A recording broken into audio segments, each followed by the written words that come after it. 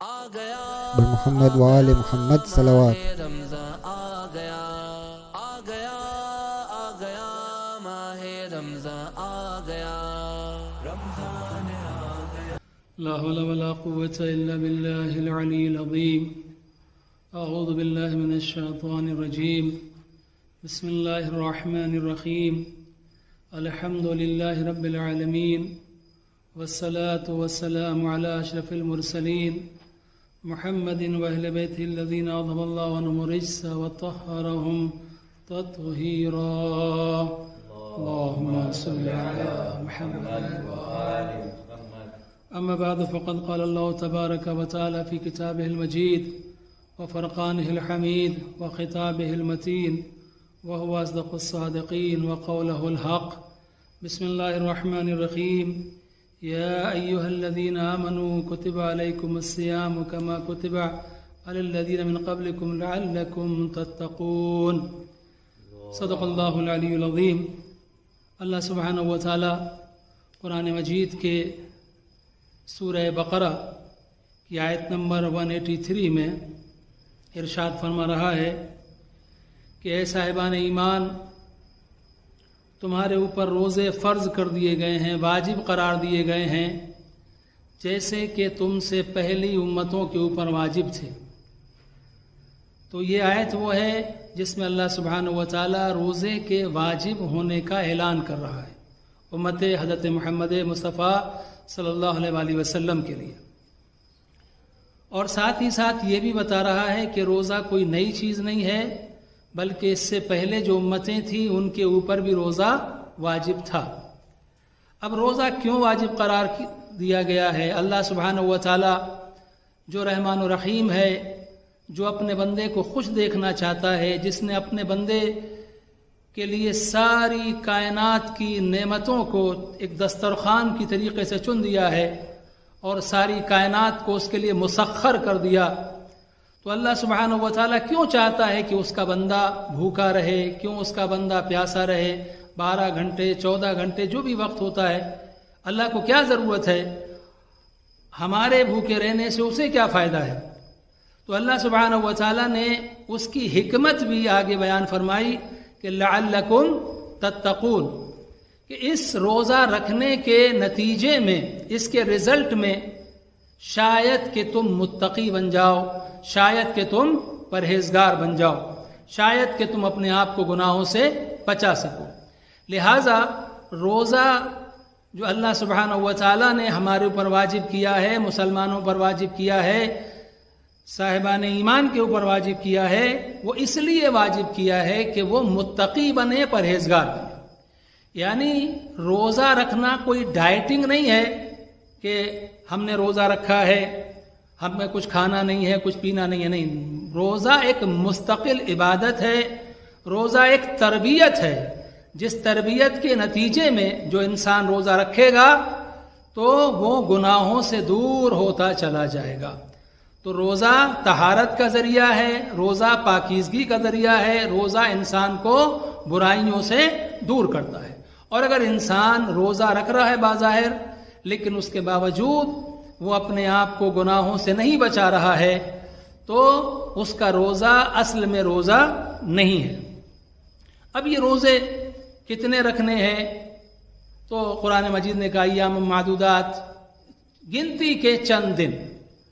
دوسری آیت میں کہا شہر رمضان الذی انزل فیہ القرآن، شہر رمضان وہ ہے کہ جس میں اللہ سبحانہ و تعالیٰ نے قرآن کو نازل کیا۔ تو اب اس کے بعد میں کیا کہا؟ فمن شہد منکم الشہر فلیصمہ، کہ تم میں سے جو کوئی بھی اس مہینے کو پالے وہ روزہ رکھے۔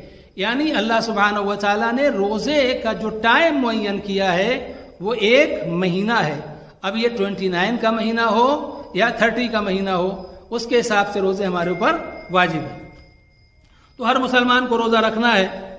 مقصد جو میں نے پہلے عرض کیا کہ اللہ چاہتا ہے ہمیں پاکیزہ کرنا، اللہ چاہتا ہے ہمیں گناہوں سے دور کرنا، اللہ چاہتا ہے کہ ہم نے جو بھی سال بھر کے اندر جانے انجانے میں کوئی ایسی غذائیں ہمارے بدن کے اندر پہنچ گئی ہوں، ہماری باڈی کے اندر پہنچ گئی ہوں، ہمارے جسم کے اندر پہنچ گئی ہوں، کہ جنہیں ہم نے اگر جان کے نہیں بھی کھایا لیکن اگر وہ ہمارے جسم کے اندر آئی ہیں تو وہ اپنا اثر ضرور چھوڑیں گی.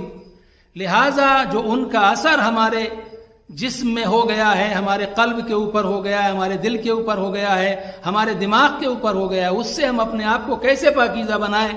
تو اس سے پاکیزہ بنانے کا جو ذریعہ اس کو روزہ کہتے ہیں. یعنی 1 مہینہ اگر مسلسل انسان روزہ رکھتا ہے تو جو وہ اثرات ہماری روح کے اوپر، ہمارے دل کے اوپر، ہمارے جسم کے اوپر ہو چکے ہوتے ہیں، وہ اثرات ہم سے دور ہو جاتے ہیں.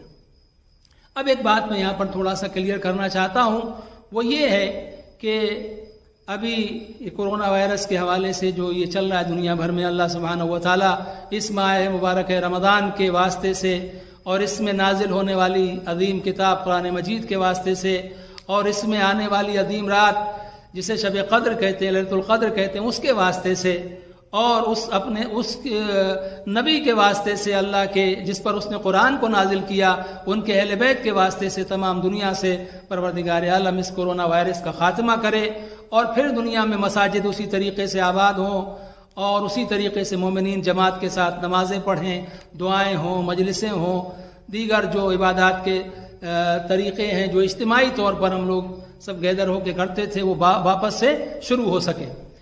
تو اب یہاں پر ایک چیز جو میں عرض کرنا چاہتا ہوں وہ یہ ہے کہ آغا سیستانی اللہ سبحانہ و تعالیٰ ان کی حفاظت فرمائے دامد اللہ العالی، ان سے کچھ اس سلسلے میں مسائل پوچھے گئے کورونا وائرس کے حوالے سے اور بہت ہی واضح طریقے سے، بہت کلیئر طریقے سے آغا کے یہاں سے اس کے جوابات آئے جہاں پر کوئی ڈاؤٹ نہیں تھا، بالکل کلیئر تھا کہ نہیں ہم کو روزہ رکھنا چاہیے. اگر اس کے لیے ہم کو اسپیشل پریکاشنز لینا پڑتے ہیں، اگر ہمیں خاص طور سے کچھ احتیاطی اقدامات کرنے پڑتے ہیں تو وہ بھی ہم کو کرنے چاہیے، لیکن روزہ رکھنا چاہیے. لیکن اس کے باوجود بھی کچھ لوگوں نے اس کو صحیح سے سمجھا نہیں ہے، سمجھنے کی کوشش نہیں کی اور یہ کہا گیا کہ نہیں اس سال روزہ کچھ لوگوں کو نہیں رکھنا چاہیے یا لوگوں کو نہیں رکھنا چاہیے، اس طریقے کی باتیں چلی. بہت اچھی طریقے سے سبیل میڈیا نے اس آغا کے فتوے کی وضاحت کی اور وضاحت کے ساتھ ساتھ انہوں نے جو ایکسپرٹس ہیں، جو میڈیکل کے ایکسپرٹس ہیں بڑے بڑے، ان کی جو آراء ہیں، جو انہوں نے اپنے خیالات کا اظہار کیا ہے اس کے بارے میں، انہوں نے کنڈیم کیا ہے کہ یہ جو چیزیں بیان کی گئی ہیں کہ بار بار پانی پینے سے ہم کورونا سے محفوظ ہو سکتے ہیں، ہمارا حلق جو ہے وہ تر رہنا چاہیے اور ہماری قوت مدافعہ جو ہے وہ مضبوط ہونی چاہیے زیادہ کھانا پینا کھانے سے، تو ان ڈاکٹرز نے، ان ایکسپرٹس نے اس کو کنڈیم کیا. انہوں نے کہا کہ ایسی کوئی ریسرچ نہیں ہے جس سے یہ معلوم ہو کہ نہیں ہم کو بار بار پانی پینے سے کورونا سے ہم اپنے آپ کو بچا سکتے ہیں.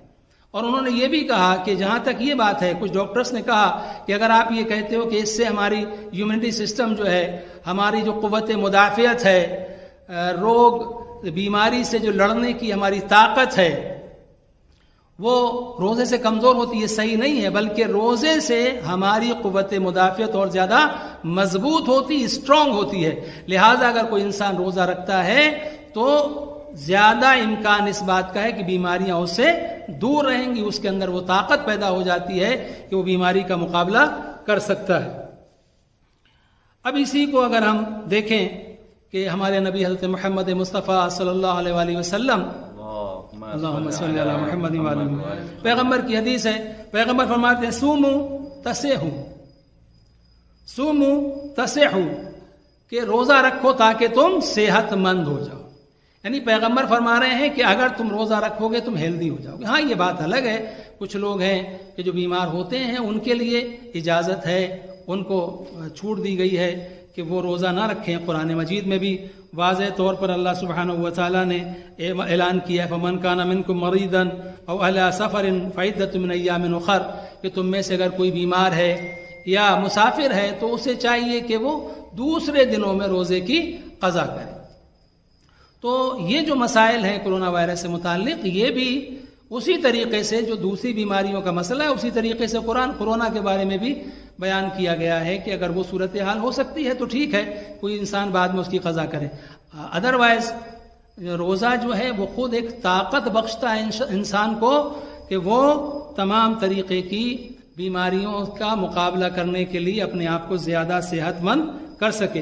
امام علی علیہ السلام، امیر المومنین علیہ السلام فرماتے ہیں الصیام احد الصحتین، کہ دو صحتوں میں سے روزہ جو ہے وہ ایک صحت ہے، یعنی روزہ رکھنے سے انسان کا جسمانی طور پر بھی اس کا پروٹیکشن ہوتا ہے، اور روزہ جو ہے انسان کو روحانی طور پر بھی غلاظتوں سے، برائیوں سے، ہماری جو روحانی کمزوریاں ہیں ان کو بھی دور کرتا ہے۔ لہذا پیغمبر اکرم صلی اللہ علیہ وآلہ وسلم، اللہم صلی علی محمد وعلی محمد کی حدیث، پیغمبر فرماتے ہیں لکل شیء زکات، ہر چیز کے لیے ایک زکوٰۃ ہے، وزکوٰۃ الابدان الصیام، اور جو ہمارے جسم ہیں ان کی زکوٰۃ روزہ ہے۔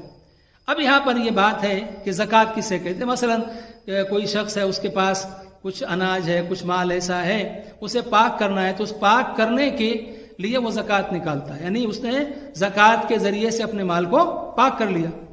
اب یہ ہمارا جسم جو ہے، پیغمبر نے فرمایا کہ ہر چیز کی ایک زکوٰۃ ہے، اور ہمارے جسم کی، ہماری باڈی جو ہے اس کی زکوٰۃ کیا ہے؟ اس کی زکوٰۃ ہے روزہ۔ تو یعنی اس کا مطلب یہ ہے کہ روزہ صرف بھوک اور پیاس سے اپنے آپ کو بچانا، یا وہ چیزیں جو بیان کی جاتی ہیں کہ ان چیزوں کے استعمال کرنے سے ہمارا روزہ باطل ہو جائے گا، صرف ان چیزوں سے بچنے کا نام نہیں ہے، بلکہ روزہ ایک ایسی چیز ہے جو ہمارے جسم کو پاک کرتا ہے، ہمارے جسم کو طہارت بخشتا ہے۔ کس چیزوں سے؟ کہ جو بھی برائیاں ہیں، جو بھی ہمارے اندر، ہمارے کردار کے اندر کچھ کمیاں ہیں، ہماری زبان کے اندر کچھ خرابیاں ہیں، ہمارے عمل کے اندر کچھ کمزوریاں ہیں، تو ان سب کو دور کرنے کا جو ذریعہ ہے اسے روزہ کہتے ہیں۔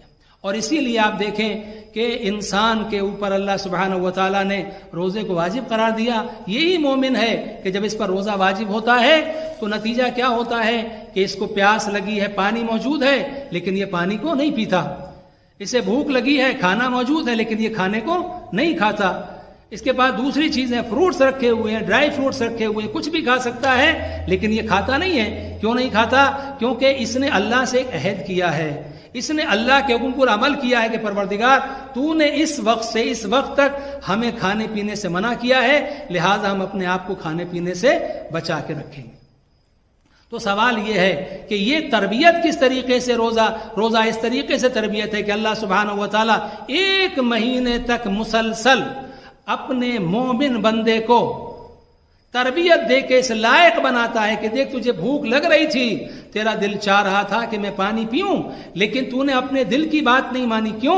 تو نے کہا کہ میں اپنے دل کی بات کو نہیں مانوں گا بلکہ میں اپنے پروردگار کی بات کو مانوں گا۔ اس نے مجھے کھانے کے لیے منع کیا ہے، اس نے مجھے پینے کے لیے منع کیا ہے، لہٰذا میں اپنے دل کی بات نہیں مانوں گا۔ لہٰذا یہی چیز ہماری زندگی کا حصہ بن جائے کہ جب بھی ہم کوئی کام کرنے کے لیے بڑھیں تو کام کرنا جب چاہیں تو اس وقت ہم یہ سوچیں کہ یہ جو ہم کام کرنے جا رہے ہیں یہ کام ایسا ہے جس سے اللہ سبحانہ و تعالی ہم سے راضی ہوگا، خوش ہوگا، یا یہ ایسا کام ہے کہ جس سے اللہ ہم سے ناراض ہوگا۔ تو اگر تزکیے کا مطلب یہی ہے، اپنے آپ کو پاک کرنے کا مطلب یہی ہے، روزے کا اصل مقصد یہی ہے کہ ہم جب بھی کوئی برائی کا خیال ہمارے دل میں پیدا ہو ماہ مبارک ہے رمضان کے بعد، تو فوراً ہم یہ کہیں کہ نہیں، میں اپنے دل کی نہیں سنوں گا بلکہ میں اپنے پروردگار کی سنوں گا۔ شیطان مجھے دھوکہ نہیں دے سکتا کیونکہ میں نے اپنے آپ کو اللہ سبحانہ و تعالیٰ کے سامنے اس کی بندگی میں پیش کر دیا ہے، اب مجھے کوئی دھوکہ نہیں دے سکتا۔ چنانچہ مشہور واقعہ ہے، جلدی سے اس عرض کر کے آگے بڑھ جاؤں کہ پیغمبر اکرم حضرت محمد مصطفیٰ صلی اللہ علیہ وآلہ وسلم گزر رہے ہیں اور آپ نے ایک کنیز کو، کوئی جو اس کی ملکہ تھی، کوئی خاتون تھی جو اپنی کنیز کو، اپنی لونڈی کو گالیاں دے رہی تھی۔ پیغمبر نے جب یہ دیکھا کہ یہ اپنی کنیز کو گالیاں دے رہی ہے روزے کی حالت میں، رمضان کا مہینہ ہے، تو پیغمبر نے کہا اس کے سامنے کھانا پیش کرو۔ جب کہا کھانا پیش کرو تو اس نے کہا یا رسول اللہ میں روزے سے ہوں۔ پیغمبر نے کہا تیرا کون سا روزہ ہے کہ روزہ ہونے کے باوجود تو گالیاں دے رہی ہے؟ تجھے معلوم نہیں ہے کہ اللہ سبحانہ و تعالیٰ نے روزے کو تمام برائیوں سے، بری باتوں سے، بد کرداری سے، بد گفتاری سے، تمام برائیوں کے بیچ میں روزے کو پردہ بنایا ہے، یعنی جب روزہ ہو تو پھر ہم کسی برائی کو انجام نہیں دیں۔ اسی لیے اگر آپ دیکھیں کہ روزے کی جو منزل ہے کہ جب ہم نے روزہ کا حکم آیا، حکم روزہ میں سنا، اللہ کیا کہتا ہے لعلکم تتقون، شاید کہ تم پرہیزگار بن جاؤ. لیکن جب یہ ماہ مبارک رمضان ختم ہو گیا اور اس کے بعد عید کی نماز پڑھنے کے لیے ہم گئے، تو مستحب کیا ہے؟ مستحب یہ ہے کہ پہلی رکعت میں نماز عید میں ہم سورہ الحمد کے بعد سورہ اعلیٰ پڑھیں. اب جب سورہ اعلیٰ پڑھتے تو کیا ہے؟ قد افلح من تزکا، کہ کامیاب ہو گئے وہ لوگ، کامیاب ہو گیا وہ، سکسیسفل وہ ہو گیا. کون؟ جس نے اپنے آپ کو پاک کر لیا، جس نے اپنے آپ کا تزکیہ کر لیا. اس کے بعد دیکھیں دوسرا سورہ جو ہے سورہ شمس و شمس جو پڑھا جاتا ہے دوسری رکعت میں، وہاں کیا ہے؟ قد افلح من زکاہا، یقیناً وہ کامیاب ہو گیا جس نے اپنے آپ کو پاک کر لیا. تو یعنی اس کا مطلب یہ ہے کہ روزے کا مطلب یہ ہے کہ اگر ہم روزہ رکھ رہے ہیں تو ہم اپنے آپ کو ان تمام چیزوں سے اپنے آپ کو بچائیں کہ جو اللہ سبحانہ و تعالیٰ کی نافرمانی کا ذریعہ بنتی ہیں. ہم کوئی ایسا کام نہ کریں. اسی لیے آپ دیکھیے ایک طرف روزے دار کا مقام کتنا بلند ہے، روزے دار کا مقام اتنا بلند ہے کہ پیغمبر اکرم صلی اللہ علیہ وآلہ وسلم، اللہم صلی علی محمد وآل محمد، ارشاد فرماتے ہیں الصائم فی عبادت اللہ وان کان نائما علی فراشہ، کہ روزے دار عبادت کی حالت میں ہوتا ہے بھلے ہی وہ اپنے بستر کے اوپر سو رہا ہو. وہ تو آپ برابر سنتے ہیں ساری چیزیں کہ روزہ دار جو ہے وہ اس کی سانس بھی تسبیح کا ثواب رکھتی ہے. لیکن یہاں پر بات یہ ہے کہ پیغمبر فرما رہے ہیں کہ اگر روزہ دار اپنے بستر پر سو بھی رہا ہے، وہ نیند میں ہے، لیکن نیند میں ہونے کے باوجود بھی یہ اس کی نیند نہیں ہے بلکہ وہ عبادت کر رہا ہے. لیکن بات صرف اتنی نہیں ہے بلکہ اس کے ساتھ ایک شرط بھی ہے. شرط کیا ہے؟ ما لم یغتب مسلمان، جب تک کہ وہ کسی مسلمان کی غیبت نہ کرے. یعنی اگر کوئی انسان غیبت کرتا ہے مسلمان کی تو پھر چاہے وہ جاگ رہا ہو، چاہے اس کے ہاتھ میں تسبیح بھی ہو، تو اس کے بعد میں پھر اس کی عبادت نہیں ہوگی. لہذا روزے کا جو اصل مقصد ہے وہ یہ ہے کہ ہم اپنے آپ کو پاکیزہ بنائیں، ہم اپنے آپ کو متقی بنائیں، ہم اپنے آپ کو پرہیزگار بنائیں. کیوں عزیزان محترم؟ وقت ختم ہو رہا ہے. لہٰذا میں اس بات کو کہ اللہ سبحانہ و تعالی ہم کو متقی دیکھنا چاہتا ہے، کیونکہ تقوی وہ عظیم شے ہے کہ ایمان کے بعد سب سے اہم، سب سے مہم، سب سے خاص چیز جو ہے، امپورٹنٹ چیز جو ہے وہ تقوی ہے. اگر کوئی مومن ہے اور متقی نہیں ہے تو اس کی مثال ایسی ہے کہ جیسے کوئی ایک درخت ہو، ایک جھاڑ ہو، ایک ٹری ہو، وہ ایسا ٹری کہ نہ اس کے اندر کوئی فروٹس، اس کے اوپر کوئی پھل بھی نہیں ہے اور اس کے اندر سایہ بھی نہیں ہے، نہ کوئی اس سے سایہ لے سکتا ہے اور نہ کوئی اس کے پھل کو کھا سکتا ہے. لہٰذا مومن کا متقی ہونا بہت زیادہ ضروری ہے. اور اسی لیے جگہ جگہ پر اللہ سبحانہ و تعالیٰ قرآن مجید میں مومن کو دعوت ہے، اتقوا اللہ، اللہ سے ڈرو، واتقوا اللہ، اور اللہ سے ڈرو. اور جگہ جگہ پر، اور اس نے پھر وجہ بتائی کیوں اللہ سبحانہ و تعالیٰ مومن کو متقی دیکھنا کیوں چاہتا ہے. کیونکہ اللہ نے خود ارشاد فرمایا انا اکرمکم عند اللہ اتقاکم، تم میں سے اللہ کے نزدیک مکرم، عزت والا رسپیکٹفل پرسن وہ ہے کہ جو تقوی کے اعتبار سے زیادہ بلند ہو. یعنی جو جتنا بڑا متقی ہوتا ہے اس کا مرتبہ اتنا ہی زیادہ بلند ہو جاتا ہے. بھلے ہی عرب کے لوگوں کی سمجھ میں نہ آئے، لیکن اگر سلمان فارسی کا تقوی زیادہ بلند ہے تو سلمان کو یہ مقام ملتا ہے کہ پیغمبر فرماتے ہیں السلمان منا اہل البیت، سلمان میرے اہل بیت میں سے ہیں. بلال بھلے ہی حبش کے رہنے والے ہیں، ان کا رنگ بھلے ہی کالا ہے، لیکن تقوی کی منزل یہ ہے، ایمان کے ساتھ جب تقوی مل گیا تو اللہ سبحانہ و تعالیٰ نے بلال کو یہ عزت دی کہ پیغمبر اکرم نے بلال کو گلدستہ اذان تک پہنچا دیا. لہذا تقوی بہت زیادہ اہم چیز ہے. اور تقوی کے سلسلے سے جو بڑی بات ہے وہ کیا ہے؟ بڑی بات یہ ہے کہ ہم جب بھی کوئی کام کریں تو کام کرنے سے پہلے یہ سوچیں کہ جو یہ کام میں کر رہا ہوں، چاہے میرا باپ مجھے نہ دیکھ رہا ہو، میرا بھائی مجھے نہ دیکھ رہا ہو، میرا پڑوسی مجھے نہ دیکھ رہا ہو، میرا فرینڈ مجھے نہ دیکھ رہا ہو، کوئی نہ دیکھ رہا ہوں، میں کسی بھی جگہ پر کوئی بھی چھپ کے گناہ کر رہا ہوں، لیکن خدا ضرور دیکھ رہا ہے. اللہ مجھے ضرور دیکھ رہا ہے. روزے میں یہی تو بات ہے, میں خاموشی سے جا کے پانی پی سکتا ہوں لیکن میں نہیں پیتا. کیوں؟ مجھے معلوم, مجھے دنیا سے کیا مطلب, میں نے روزہ اللہ کے لیے رکھا ہے, اللہ تو دیکھ رہا ہے. لہٰذا یہی چیز اگر ہماری زندگی میں بن جائے کہ ہم جو بھی کام کرنے کے لیے جائیں اس کام کرنے سے پہلے یہ سوچیں کہ کہیں ایسا تو نہیں ہے کہ اس کام کے نتیجے میں میرا پروردگار مجھ سے ناراض ہو جائے گا. ایک مشہور واقعہ ہے, اس کے ساتھ میں زحمت کو تمام کرنا چاہتا ہوں. وہ یہ ہے کہ مدینے کے اندر ایک خلیفہ زادہ ہے, خلیفہ کا بیٹا ہے. وہ مدینے سے باہر نکلتا ہے, وہاں پر اس نے دیکھا ایک شیفرڈ, ایک چرواہا ہے جو بھیڑوں کو چرا رہا ہے, شیپس کو چرا رہا ہے. اس نے جب ان شیپس کو دیکھا تو ایک بھیڑ اس کو بہت اچھی لگی.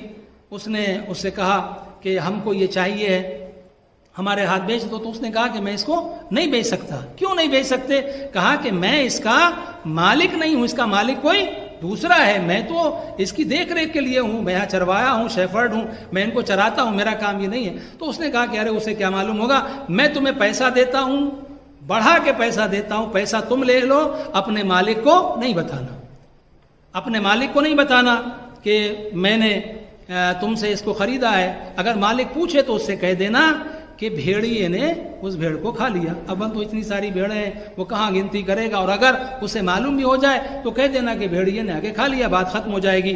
تو جب اس نے یہ بات سنی تو چرواہا کہتا فَأَيْنَ اللَّهُ فَأَيْنَ اللَّهُ, بس اللہ کہاں ہے, اللہ کہاں گیا. یعنی اس کا مطلب یہ تھا کہ ٹھیک ہے, میں اپنے یہ دنیاوی جو میرا مالک ہے, میں اس کو تو دھوکہ دے سکتا ہوں, اس سے تو کہہ سکتا ہوں کہ ٹھیک ہے وہ بھیڑ کو جو ہے بھیڑیا لے کے چلا گیا, لیکن اللہ وہ تو سب کچھ دیکھ رہا ہے, میں اس کو کیا جواب دوں گا. روایت یہ کہتی ہے کہ اس کا اثر اس خلیفہ کے بیٹے پر اتنا زیادہ ہوا کہ اس نے یہ سوچا کہ کہاں میں اپنے آپ کو اتنا بڑا عالم سمجھتا ہوں, ایسے خاندان سے ہوں, اتنے بڑی شخصیت کا بیٹا ہوں, لیکن اس کے باوجود بھی میرے پاس وہ ایمان اور وہ تقوی اور وہ معرفت نہیں ہے جو اس بھیڑ چرانے والے کے پاس ہے. کاش میرے پاس وہ تقوی ہوتا, پرہیزگاری ہوتی جو اس کے پاس ہے. اور اس کے بعد اس نے جانے کے بعد اس غلام کو خرید کے آزاد کروایا, اور وہ ساری بھیڑیں جو ہیں وہ خرید کے بھی اس کے حوالے کر دی. تو یعنی اس کا مطلب کیا ہے کہ اگر انسان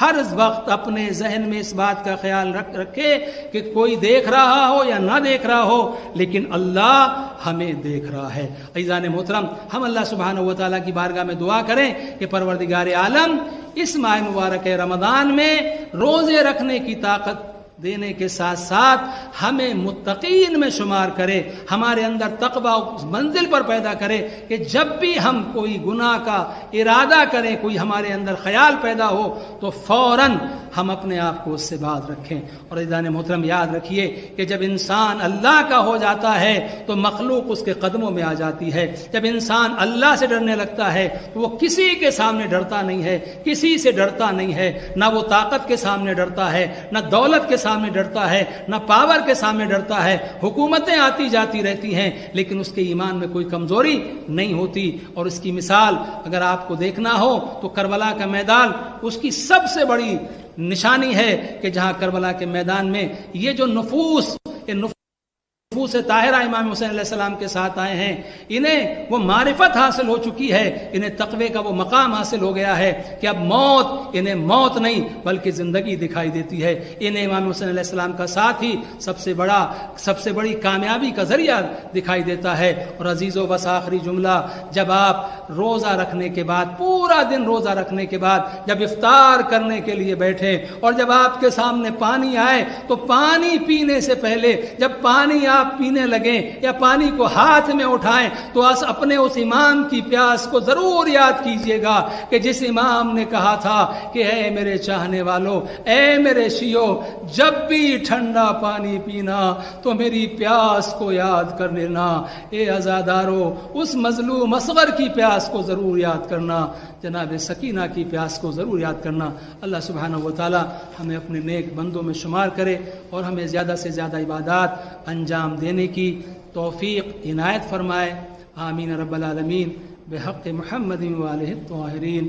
اللہم صلی علی محمد وآل محمد وعجل فرج.